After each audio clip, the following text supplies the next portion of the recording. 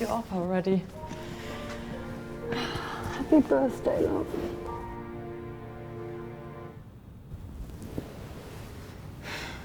We're gonna have a wonderful day, you and I.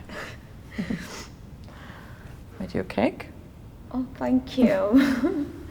That looks really nice, but I'm not hungry.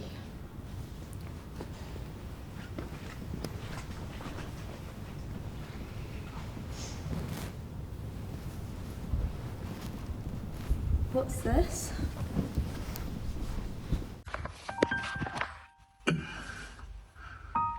Happy birthday, Lily. I can't believe you're turning 21 today. It just seems like yesterday you were my little girl, and now look at who you've blossomed into. You're an amazing girl, kiddo. I wish I could be there to spend the day with you, but it's just not to be. But I'm so proud of the lady you've grown to become. Your bravery, your strength, your character, it amazes me every day. You're going to be great. Look after Mum, kiddo. All my love, Dad.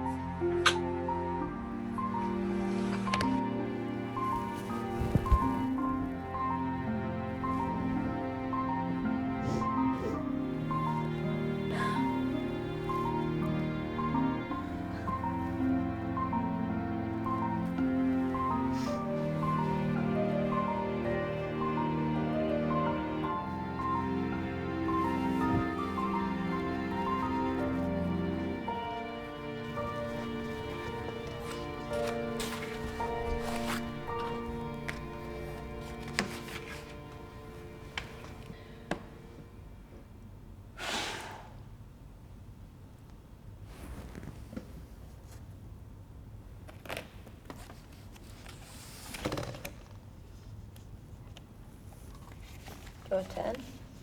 Oh.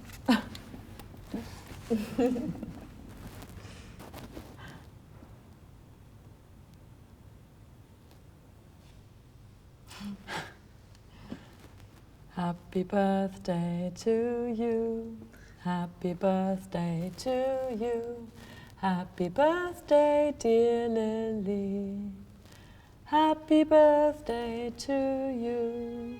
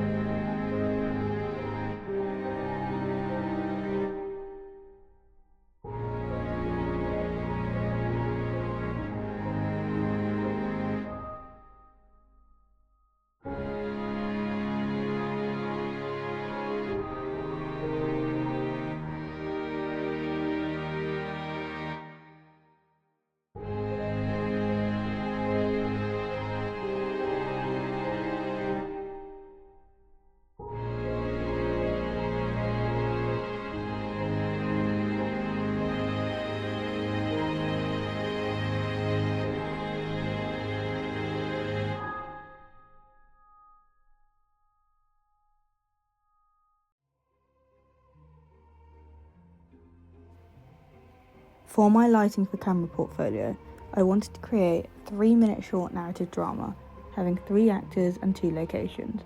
To illustrate my creative ability, we were lighting soft light, high key lighting and low key lighting.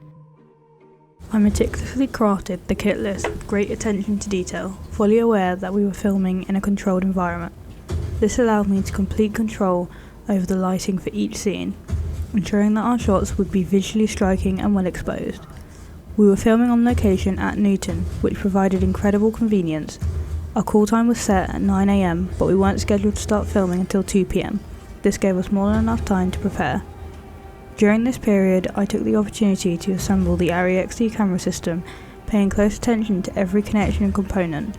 Additionally, I carefully inspected all the equipment to confirm that everything was functioning properly. I made sure that every piece of kit was pre-assembled and organised, which would facilitate a smooth transition during the move to our filming set. With everything prepared and in place, I felt confident we were ready for a successful shoot. Some of the kit we used included a 1.2K and a 2K HMI, an Aperture LS600D Pro with a China ball, a Lupo 3000 and velvet panel lights.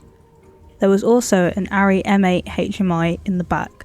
This was used with help with kit stores as we were not allowed to go behind the sets. Before conducting this project, I looked at examples of both high and low key lighting in films and television series. In my analysis of A Good Year, directed by Ridley Scott, I found the film's use of framing particularly compelling, especially considering the application of camera angles and strategic lighting. The cinematographer skillfully manipulated natural light sources, ensuring a harmonious alignment with the film's overall aesthetic. This technique inspired me to incorporate similar methods into my own project. Before filming, I mocked up some diagrams of how I wanted the lights to look and where I roughly wanted them placed so that my gaffer, Harry, would be able to place them accordingly. For tapes, I concentrated on establishing a potent daylight effect through the use of strong directed lighting designed to mimic natural sunlight. This approach was essential to convey the warmth and brightness of a summer day, thereby enhancing the emotional tone of the narrative. The choice to achieve this natural glow was driven not only by aesthetic considerations but also by the necessity of reinforcing the dramatic elements integral to the story.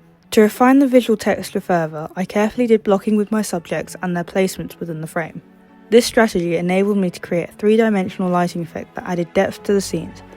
I ultimately decided to position the majority of the lighting on the left side of my subjects, which contributed to significant contrast and dimensionality within the composition.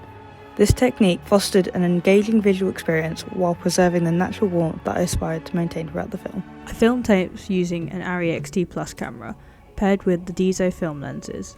I predominantly used the 35mm and the 50mm lens. As well as this, I made sure to only have 10 shots. I labelled them down as masters. You had Master 1, Master 2, Master 3 and Master 4.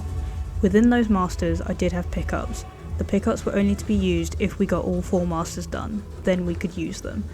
I went into the shoot only having 4 shots that I wanted and needed to be done. I configured my settings to 25 frames per second with a shutter speed of 1/50.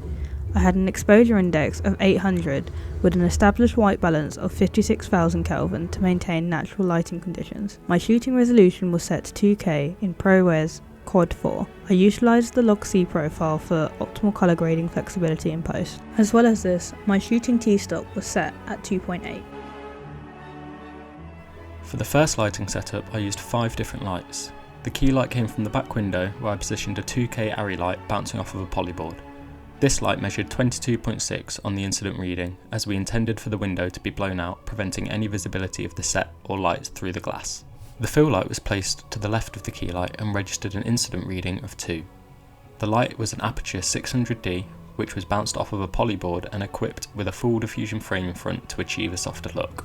For the kitchen light, I used an ARRI M8 bounced off of a cloth frame, directed into the kitchen window with a reading of 11.6 on reflective. After completing the first take of this shot, I decided to add some hair lights positioned above the actors at the edge of the set. This was done to separate them from the background and enhance the three-dimensionality of the shots. These lights were set to 27Hz, 5600 on the Kelvin scale, and all had an incident reading of 2. I believe this addition significantly improved the shots, making them appear much less flat. For the second lighting setup, we shot facing towards the kitchen window, which had a light coming in at 22 on reflective and 2.8 incident on the back of the actor's head. Again, we wanted the window blown out so we couldn't see any of the set behind the actor, and also, with the addition of the Pro Mist filter, it gave the shots a much more dreamy look. We found when setting up this shot that we also needed to bounce the light with a polyboard to create an edge light, as again the shot felt too flat and we wanted to separate the actor from the blown out window. The polyboard bounced the light from the window onto the actor, creating a one-stop difference between the shadow side and key side, 2.8 on key and 2 on shadow. The third shot was the TV shot. For the TV effect, we used the MC Travel Kit lights as they have a TV special effect setting on them. The booklight from the window was acting as the key light in this setup and gave us a 2.8 on the key side. I wanted more of a difference on the shadow side for this shot, so I created some negative fill by walking in a flag when the actors sat down in position. This gave us a 1.4 incident reading on the shadow side, which worked perfectly.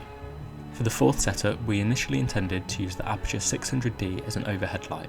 However, we found it was too heavy, so we replaced it with the ARRI 650 Plus, which was more lightweight for the boom arm. After setting up the shot, we realised that the back hallway light was too bright for the tone of the scene, so we applied a double net, reducing the intensity from 11 to an 8. We also removed the original fill light next to the key light because it made the shot excessively bright. To compensate for this removed light, we positioned another tube light on a boom arm just above the mother, which helped create separation and depth in the frame. As we had managed to film all 4 master shots with the time to spare, we decided to shoot some of the pickup shots we'd planned. This was challenging as I had to think on my feet.